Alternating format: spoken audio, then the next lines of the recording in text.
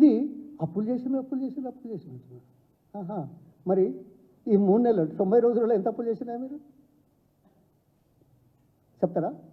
చర్చకు వస్తారా? అప్పులు చేసిన వాళ్ళు అప్పులు చేయకుండా రాష్ట్రాన్ని పరిపాలించి ఇచ్చిన హామీలు నెరవేరుస్తామనే దమ్ము ధైర్యంతో వచ్చారా మీరు? ఏమైంది? 90 రోజుల్లో 16,000 కోట్లు. ఇంకా ఏదో మోడీ గారి దగ్గరికి వెళ్తే 10,000 అడిగాము, ఇచ్చినారు, ఏదో సంబరపడుతున్నారు, ఇట్లా సంకల్పదాన్ని అదేదో ఇచ్చినట్టు. వాళ్ళు ఇమ్మన్నా మనం తీసుకున్నా రాష్ట్రం అప్పుల పాలైంది కదా, అప్లై చేశారు కదా, ఏ ముఖం పెట్టుకుంటారు? అంతేనా?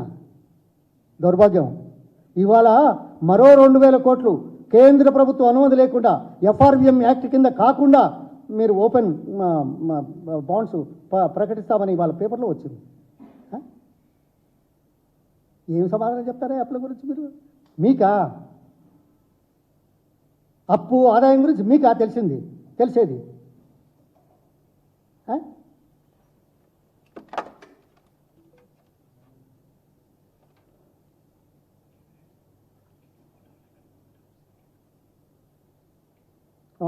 ఇంకోటి దీంట్లో ఇదొకటి అగ్రికల్చర్లో మర్చిపోయాను. మన దగ్గర స్టాక్స్ బాగాయినాయి, ప్రొడక్షన్ బాగైంది, 3 కోట్ల టన్నుల వరకు వచ్చింది.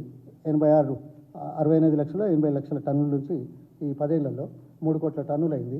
వేర్ హౌజులు పెరిగినాయి, వేర్ హౌజుల్లో స్టాక్స్ పెరిగినాయి. స్టాక్స్ పెరిగితే ఈ మిల్లర్లు వీళ్ళు ప్రభుత్వం ఏదో కుమ్ముక్కైందని ఆరోపణలు చేసే పెద్ద మనుషులు వచ్చిన తర్వాత మీరు టెండర్ పెడితే ఏమైంది? మీరు కొన్నదానికంటే ఎక్కువ వస్తుందా? అంతకుముందు టెండర్లో మరి తక్కువ ఉన్నదని చెప్పి క్యాన్సిల్ చేస్తే క్రెడిట్ కాదు. ఇప్పుడు మీరు టెండర్ పెడితే తక్కువ అయితే ఆరోపణ చేయడానికా? మేమున్నది కాదే. ఎవరైనా పరిస్థితులను బట్టి పరిస్థితులు విభిన్న అంటే వ్యతిరేకంగా ఉన్న లాభమైన నష్టమైన రైతులకు మేలు చేయాలనే సదుద్దేశం ఉంటే తప్ప పరిపాలన కొనసాగదనే విషయాన్ని నగ్న సత్యాన్ని గమనించమని అనర్హులకు,